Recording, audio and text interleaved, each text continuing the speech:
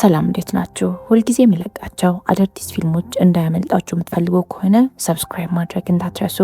ዛሬ ደግሞ አንድ አሪፍ ያልኩትን ፊልም ይዤላችሁ መጥቻለሁ።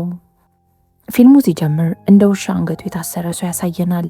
አንገቱ ላይ ያለው ብረት ሲወልቅ ሰዎችን መደብደብ ይጀምራል። ማንም የሚያስቆመው የለም። ቦታው ላይ ያሉ ሰዎች በጠቅላላ እስኪሞቱና እስኪወድቁ ድረስ ነው የሚደበድባቸው። ይህም ሰው ዳኒ ይባላል።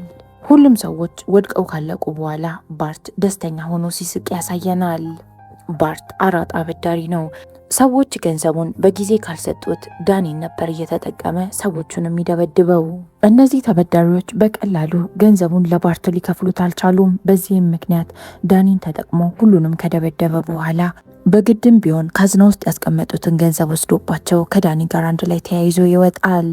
ዳኒ ከሰዎቹ ጋር በሚደባደብበት ሰዓት ጭንቅላቱን መተውት ደም እየፈሰሰው ነበር። እሱ ግን ምንም እያስተዋለ አልነበረም። የባርት ሰዎችም ለዳኒ ባንዴጅ ይሰጡትና በባንዴጅ ጠቅልለው ጭንቅላትህን አሉት። እሱ ግን ባንዴጅ ምን እንደሆነ እንኳን አያውቅም። ምንም ነገር አይረዳም። ጭንቅላቱ የሚያስበው ልክ እንደ ሕፃን ልጅ ነው። ከዚህ ዓለም ውጪ ሌላኛውን ዓለም አያውቀውም። ጭንቅላቱ ላይ እንዴት አድርጎ ባንዴጅ ማሰር እንዳለበት ራሱ ምንም የሚያውቀው ነገር የለም። ዳኒ ታስሮ ወደሚቀመጥበት ክፍልም ከገባ በኋላ ከአሻንጉሊቱ ጋር መጫወት ይጀምራል። ዳኒ አንድ መጽሐፍ አለችው። የህፃናት አልፋቤትና የተለያዩ ስዕሎች ያሉበት መጽሐፍ ነው። ዳኒ መጽሐፉ ላይ ያሉትን ቃላቶች ብቻ ነው የሚያውቀው። ሌላ የሚያውቀው ነገር የለም። በተመሳሳይ ሰዓት ባርት አንዲት ሴትን ይዞ መጥቶ ከእሷ ጋር ፈታ ለማለት ፈልጎ ነበር። እቺ ሴት ግን ታስሮ የተቀመጠውን ዳኒን ስታይ በጣም ተናዳ ባርትን ጥላው ሄደች። የዳኒ ህይወት ውስጥ ምንም የሚቀየር ነገር የለም። ባርት በሄደበት ቦታ ሁሉ ዳኒን ይዞት ይሄዳል። ከዛ በኋላ አንገቱ ላይ ያለውን ብረት ፈቶት ሰዎች እንዲደበድብለት ያደርጋል። እናም ባርት ያበደረውን ብር የሚቀበልበት መንገድ እንደዚህ እያደረገ ነው። አንድ ቀን ባርት እንደተለመደው ያበደረውን ብር ሊቀበል ወደ አንድ ሰው ይሄዳል። ይሄ ሰው በጣም ኃይለኛና ታዋቂ ሰው ነው። ይሄ ሰውም በጣም ብዙ ነገር ስለ ዳኒ ሰምቷል። ዳኒ አንገቱ ላይ ያለው ብረት እስካልተፈታለት ድረስ ሰዎችን መደብደብ አይችልም። ሰውየውም ቀደም ብሎ ባርት የዳኒ አንገት ላይ ያለውን ብረት እንዳይፈታ ይይዙትና ባርትን ይደበድቡታል። ዋና አለቃቸውም ለደብዳቢዎቹ መጀመሪያ ባርትን ግደሉት፣ ቀጥሎ ደግሞ ዳኒን ግደሉት ብሎ ትዕዛዝ ሰጥቶ ክፍሉን ለቆ ይወጣል። ባርትም እንዴትም ብሎ ከነዚህ ሰዎች ራሱን ያስለቅቅና የዳኒ አንገት ላይ ያለውን ብረት ከፈታለት በኋላ ሁሉንም ግደላቸው ብሎ ትዕዛዝ ሰጠው። ዳኒም በታዘዘው መሰረት ሁሉንም እያሳደደ አንድ በአንድ ይገላቸዋል። አገዳደሉም በጣም ጭካኔ የተሞላበት አገዳደል ነበረ። በደቂቃ ውስጥ ነበር ሁሉንም እዛው ብትን ያረጋቸው። ይህ ሁሉ ነገር ሲፈጠር ዋይት የተባለ ሰው ቆሞ እየተመለከተ ነበር። የተለያዩ ህገወጥ ድብድቦችን የሚያዘጋጅ ሰው ነው። ዋይትም በዳኒ ክህሎት በጣም ነበር የተደመመው። ባርትም ያበደረውን ገንዘብ ከነወለዱ በግድም ቢሆን ወስዶ ዳኒን ይዞት ሊወጣ ይዘጋጃል። ዋይትም የተፈጠረውን ነገር በጠቅላላ ካየ በኋላ ባርትን ያሞጋግሰዋል። እናም ከመሳሪያም የተሻለ ሰው ነው ይዘህ የምትዞረው ይለዋል። ባርት በዳኒ በጣም ተናዶበታል። እናም እየሰደበው ቀጥሎ ደግሞ ገንዘቡን ወደሚቀበልበት ቦታ መንገድ ይጀምራል። ቦታው ላይም ከደረሱ በኋላ ባርት ለዳኒ እያስጠነቀቀው አንድ ነገር ነገረው። ቀጥ ብለህ ቆመ፣ ይህንን ነገር ተመልከት፣ ይሄ ነገር ቀይ ማብራት ሲያበራ ወደ ውስጥ ትገባለህ አለው። ከዛም ባርት ዳኒን ቀጥ ብሎ ቆሞ ይህንን ነገር እንዲመለከት አዞት ጥሎት ይሄዳል። ዳኒ የተባለውን ነገር መመልከት ትቶ ፊቱን ዞር ሲያደርግ ፒያኖ ተመለከተ። የፒያኖ ምስል ያ የህፃናት መጽሐፍ ላይ ተመልክቷል። እናም ፒያኖ በአካል አይቶ አያውቅም። በዚህም ምክንያት በጣም ተደስቶ ዳኒ ፒያኖውን ለመንካት ይሄዳል። ወደ ፒያኖውም ተጠግቶት ፒያኖውን ልክ ሲነካው የሚያምር ድምፅ ከፒያኖ ሲወጣ ይሰማል። በዚህ መሃል ሳም የተባለ ሰው ወደ ውስጥ ይገባል። ሳም አይነ ስውር ሲሆን የተበላሹ ፒያኖችን ነው የሚጠግነው። ሳምም ፒያኖውን እያስተካከለው ዳኒን ለማናገር ይሞክራል። ዳኒ ግን ጸጥ ብሎ ቆሞ ያቺን ነገር መመልከት ጀመረ። ሳምም ዳኒን ስለ ፒያኖ ሲጠይቀው በስተመጨረሻም ዳኒ ማውራት ጀመረ። ሳምም እርዳታ ይፈልግ ስለነበር ዳኒን ይጠራውና ፒያኖ መስተካከሉ ማረጋገጥ አለብኝ፣ እኔን ካምልህን ነገር ትነካለህ ይለዋል። ዳኒ እንደተባለው የተባለውን ነገሮች መነካካት ይጀምራል። ዳኒ ከፒያኖ የሚወጣው ድምፅ በጣም ነበር ያስደሰተው። ሳምም ዳኒ ስላገዘው በጣም ተደስቶ ጥሩ ሰርተሃል ብሎ $10 ሰጠው። ሳምም ስምህ ማን ነው ብሎ ዳኒን ይጠይቀዋል። ዳኒ ስሙን እንኳን የሚያውቀው አይመስልም፣ ጸጥ ነበር ያለው። ሳምም የዳኒን እጆች ከነካካ በኋላ እጅ በጣም ጠንካራ ነው፣ ነገር ግን ፒያኖ መጫወት የምትፈልግ ከሆነ እጆችህን ፈታ ማድረግ አለብህ ብሎ ጣቶቹን እየጠቆመው የትኞቹን መነካካት እንዳለበት ያሳየዋል። በዚህ መሃል ሳም ዳኒን የሆነ ድምፅ ይሰማሃል ይለዋል። ዳኒም ዞር ብሎ ሲመለከት ያ ቀይ መብራት ጀምሮ ነበር። እናም እየሮጠ ወደ ክፍሉ ሲገባ ሁሉም መሬት ላይ ተዘርረዋል። ባርት ገንዘቡን ሊቀበላቸው የነበሩት ሰዎች እሱንም ሰዎቹን ደብድበዋቸው አካባቢውን ለቀው ሄደዋል። ባርት በጣም ተናዷል። ምክንያቱም ከአሁን ዳኒ ይመጣል እያለ እየጠበቀ ረጅም ሰዓት እዛው አሳልፈዋል። ዳኒም አርፍዶ ሲመጣ በጣም ተናዶ ዳኒን እየሰደበው ተመልሰው ወደ መደበቂያ ቦታቸው ይሄዳሉ። ባርትም ወደ መደበቂያው ከተመለሰ በኋላ ሰዎች ይፈልጉሃል የሚባል ነገር ይሰማል። ዋይትም ባርት ጋር ይመጣና ዳኒን እሱ ያዘጋጀው ድብድብ ላይ እንዲሳተፍ ጥያቄ ያቀርብለታል። አንተ ውሻህን ይዘህ መጥተህ ድብድብ ላይ የምታሳትፍ ከሆነ በእርግጠኝነት በርከት ያለ ብር ታገኛለህ አለው። ባርት ገንዘብ ያገኝ እንጂ ምንም ነገር ከማድረግ ወደ ኋላ አይልም። ድብድቡ የሞት ሽረት ድብድብ ነው። ተቃራኒው ሰው እስካልሞተ ድረስ ድብድቡ አያበቃም። ባርትም በሀሳቡ ይስማማና ዳኒ ይዞ ወደ ድብድቡ ቦታ ይሄዳል። ዳኒ አሁን የሚወዳደረው ከ3 ሰዎች ጋር ተደባድቦ 3ቱንም ከገደለ ሰው ጋር ነው። ባርትም ዳኒ አንገት ላይ ያለውን ብረት ያወልቅለትና እንዲደባደቡ ገፋ አድርጎት ለመድረኩ አስገባው። ዳኒ በሚገርም ሁኔታ በ2 ሰከንድ ነበረ በአንዴ ሰውየውን የገደለው። ዳኒም ሰውየውን ከገደለ በኋላ ተመልሶ ወደ ባርት ይመጣና ፈቃደኝነት አንገቱ ላይ ብረቱ እንዲደረግለት ያደርጋል። ባርትም በድብድቡ ያገኘውን በርከት ያለ ገንዘብ ከተመለከተ በኋላ የምን አራጣ ማበደር ነው፣ በዚህ መልኩ ገንዘብ አገኛለሁ ብሎ ማሰብ ይጀምራል። እዚህ በኋላ በእንደዚህ አይነት ውድድሮች ሀብታም ሆናለሁ ብሎ ማሰብ ጀመረ። በቤትም እየሄዱ እያለ ባርት ዳኒን እንደ ሽልማት ምንድነው የምትፈልገው ብሎ ጠየቀው። ዳኒም ፒያኖ ፈልጋለሁ ነበር ያለው። ባርትም ከት ብሎ ሳቀበትና ላንተ ፒያኖ ምን ያደርግልሃል? ባይሆን ሌላ ነገር ጠይቀኝ ይለዋል። ሴት ትፈልጋለህ? የምትፈልግ ከሆነ አመጣልሃለሁ አለው። ዳኒ ግን በጣም እየደጋገመ ፒያኖ እንደሚፈልግ እየተናገረ ነበር። ያወሩም እያለ በዚህ መሃል አንድ ትልቅ ከባድ መኪና መጥቶ እነ ባርት ከነበሩበት መኪና ጋር ይጋጫል። ከዛም ከመኪናው ውስጥ የነበሩት ሰዎች እንዳለ ይወርዱና የባርት መኪና ላይ ያለማቆም መተኮስ ይጀምራሉ። የባርት ጠላቶች በቀላቸውን እየተበቀሉት ነው። ከዚህ ሁሉ ነገር በኋላ ዳኒ በህይወት አለ። ዳኒም ለመደበቅ አካባቢው ላይ ወደ ነበረ ቦታ ሲገባ እንደ አጋጣሚ ከሳም ጋር ይገናኛሉ። ዳኒ ምንም ነገር ሳይናገር በጣም ብዙ ደም ፈሶት ስለነበር ራሱን ስቶ ይወድቃል። ሳምም ዳኒን ያነሳውና ይዞት ይሄዳል።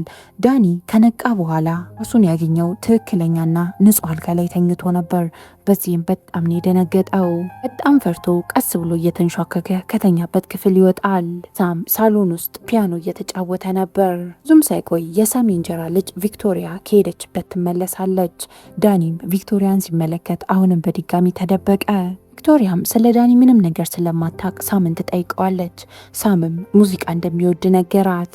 ኔልም ስትሰማ ቪክቶሪያ የምትጫወትበትን ፒያኖ ይዛ ወደ ዳኒ ክፍል ትሄዳለች። ዳኒም በጣም ፈርቶ አልጋ ስር ነበር የተደበቀው።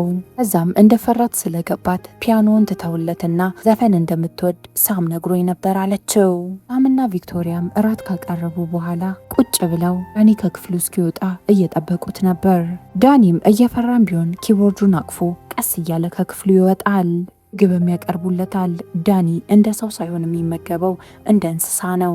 እነሱም ዳኒን እየተቆጡት እንዴት አድርጎ በስነ ስርዓት መመገብ እንዳለበት ያስተምሩታል። ዳኒ አብዛኛው የሚያደርገው ነገር በጠቅላላ የህፃን ነገር ነው። እነሱም በሁኔታው በጣም ተገርመው መሳቅ ይጀምራሉ። ዳኒ እነሱ ሲስቁ ሲመለከት ደግሞ ግራ ተጋብቶ መሳቅ ይጀምራል። በስተመጨረሻም ስሙ ዳኒ እንደሚባል ይነግራቸዋል። ትም ከተበላ በኋላ ዳኒ ወደ ክፍሉ ይሄዳል። ሳምም ተከትሎ ትሄድና አንገት ላይ ያለውን ብረት አውልቅ ብሎ ይጠይቀዋል። ዳኒ ይሄ ብረት ሲወልቅ የሚፈጠረው ነገር ደስ ስለማይለው እምቢ ብሎ ነበር ያለው። ሳምም ሊያስገድደው አልፈለገም። ችግር የለውም አንተ ዝግጁ በሆንክበት ሰዓት ታወልቀዋለህ አለው። የሚቀጥለው ቀን ሳም ቪክቶሪያን ወደ ትምህርት ቤቷ ሲሸኛት ዳኒም አብሯቸው ነበር ሄደው። ቪክቶሪያም ቦታዋ ከደረሰች በኋላ ከመግባቷ በፊት ዳኒን ጉንጩን ትስመዋለች። ዳኒ ለመጀመሪያ ጊዜ ነበር ፍቅርን ሲያገኝ። በዚህ ምክንያት በጣም ነበር የተደሰተው። ሳምም ዳኒ ህይወት ውስጥ የሆነ ነገር ተፈጥሯል፣ ለዚህ ነው እንደ ህፃን እያሰበ ያለው ብሎ ስለተረዳ በጣም ጥሩ ነበር ለዳኒ። ሳምም ዳኒን ይዞት ወደ ሱፐርማርኬት ይሄድና እቃዎች እንዴት መግዛት እንዳለበት ያስተምረዋል። የትም ገብተው ምግብ መስራት ከጀመሩ በኋላ ሳም እኔ ምግብ ሰራለው፣ ሂድና ቪክቶሪያን ከኮሌጅ ይዛሃት ና ይለዋል። ወደ ቤትም እየተመለሱ እያለ መንገድ ላይ ቪክቶሪያ አይስክሬም ትገዛለች። እዛም ለዳኒ ያስጠነቀቀችው አይስክሬም እንደበላን ለሳም እንዳትነግረው፣ ምክንያቱም ከእራት በፊት ለንበላችሁ ብሎ ይቆጣናል አለችው። ትም ከደረሱ በኋላ ዳኒ ምንም ነገር ስላልመሰለው በጣም ተደስቶ አይስክሬም እንደበላ ይናገራል። ቪክቶሪያና ዳኒ በጣም እየተቀራረቡ እየመጡ ነው። ቪክቶሪያ ባላት ሰዓት በጠቅላላ ለዳኒ ፒያኖ መጫወት ታስተምረው ነበር። ዳኒም የምታሳየውን ነገር ፈጥኖ ነበር የሚይዘው። ሳምም ዳኒ ሲጫወት ሲሰማ በጣም ይደሰታል። የሚቀጥለው ቀን ዳኒ እቃ ለመግዛት አንድ ላይ ከሳም ጋር ወደ ሱፐርማርኬት ይሄዳል። እናም እዛው ሱፐርማርኬት ውስጥ ሁለት ሰዎች ከባድ ጸብ መጣላት ይጀምራሉ። ሳምም ለዳኒ በጣም ደንግጦ ዳኒን መፈለግ ይጀምራል። ዳኒ ግን ምንም አልመሰለውም። ሳምም የዳኒ አለመደንገጥ በጣም ነበር ግራ ያጋባው። በዚህ ምክንያት ወደ ቤት ከተመለሱ በኋላ ሳም ዳኒን የተለያየ ጥያቄ ጠይቀዋል።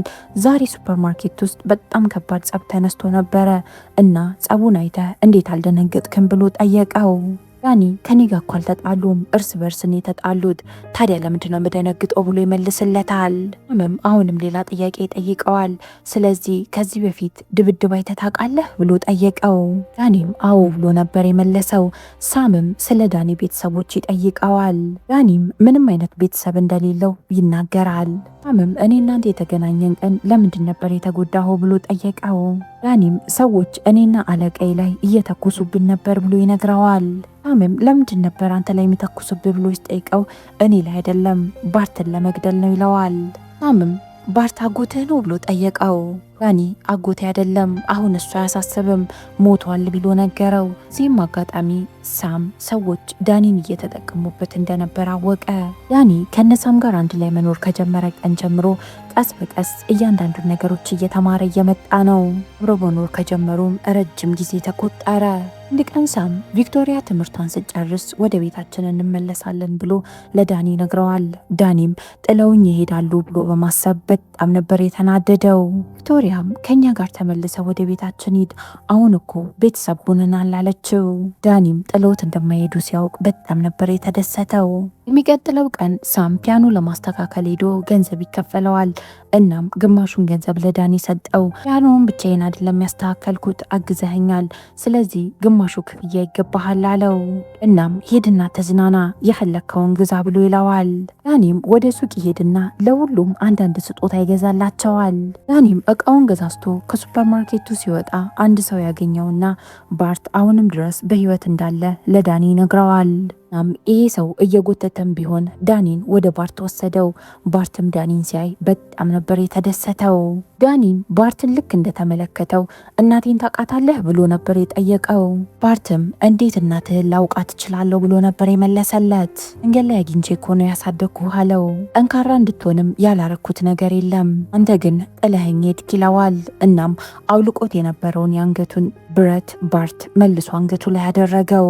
ይህም ጨካኝ ሰው ገንዘብ ማመንጫውን ድጋሚ ስላገኘ ድብድብ እንዲሳተፍ ዳኒን ይዞት ይሄዳል።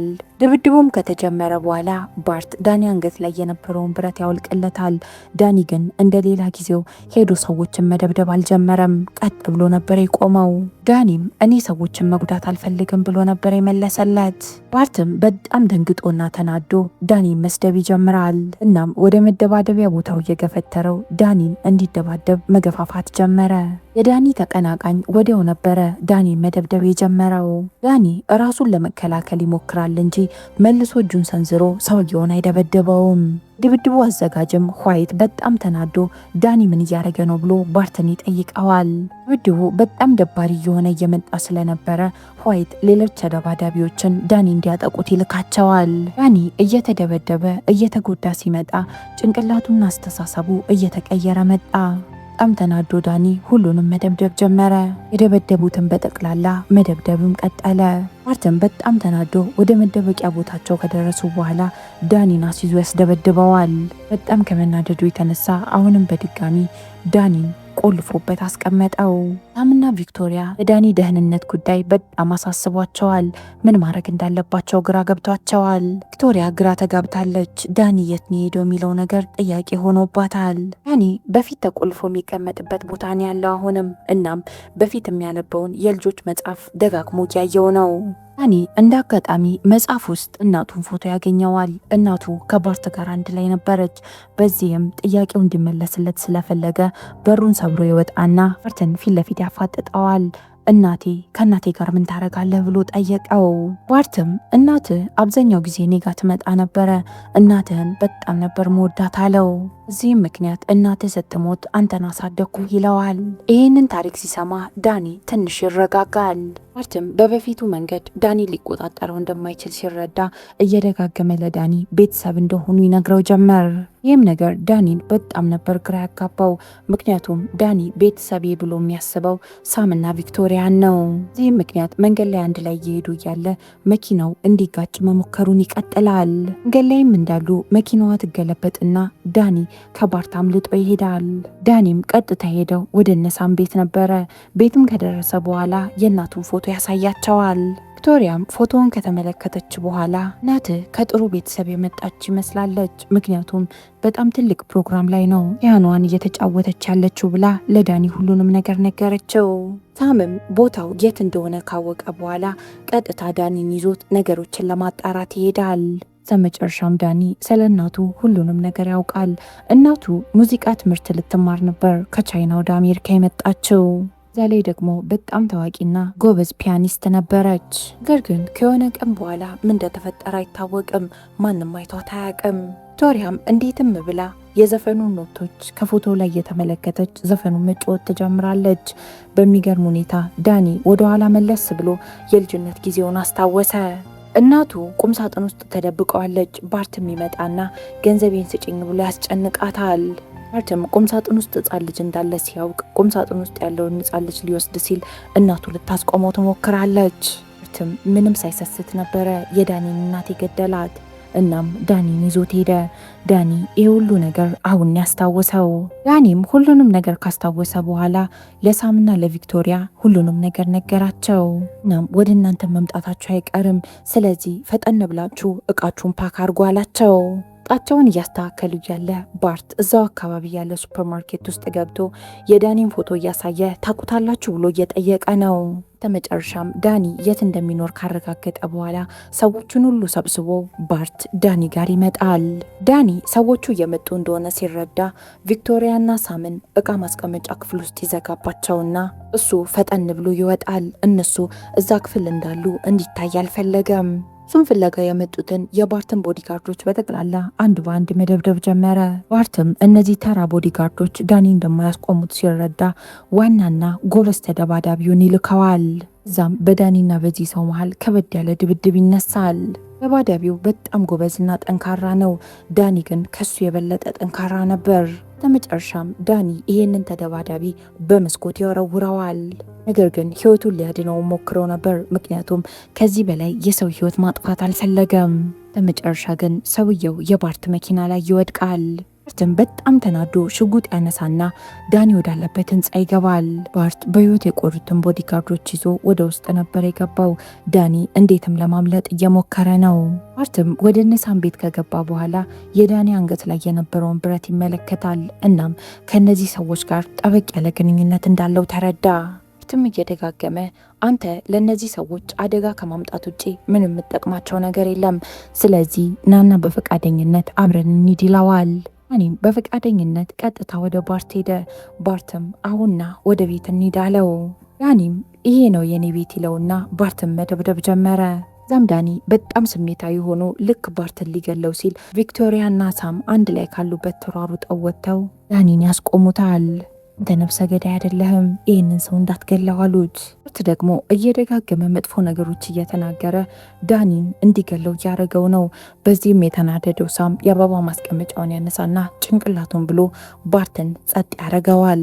ብዙም ሳይቆይ ፖሊስ ቦታው ላይ ይገኝና ባርትና ሰዎቹን ያስራቸዋል። ዕለታቶች አለፉ። ቪክቶሪያ አሁን በጣም ትልቅና ታዋቂ ፒያኒስት ሆናለች። ዳንና ሳሚም እሷን ለመመልከት እዛ ቦታው ላይ ተገኝተዋል። ቪክቶሪያም ዳኒን በጣም ወደዋለች፣ እሱም በጣም ወዷታል። ፍቅራቸውም ይቀጥላል። የዚህ ፊልም ታሪክ እዚህ ላይ ያበቃል። ስለ ፊልሙ ያላችሁን ሀሳብና አስተያየት ኮመንት ላይ ያሳውቁኝ። እስካሁን አብራችሁኝ ስለቆያችሁ በጣም ነው ማመሰግነው። ነገ በተመሳሳይ ሰዓት በሌላ ፊልም እስከምንገናኝ ድረስ የነገ ሰው ይበለን። እወዳችኋለሁ። ቻው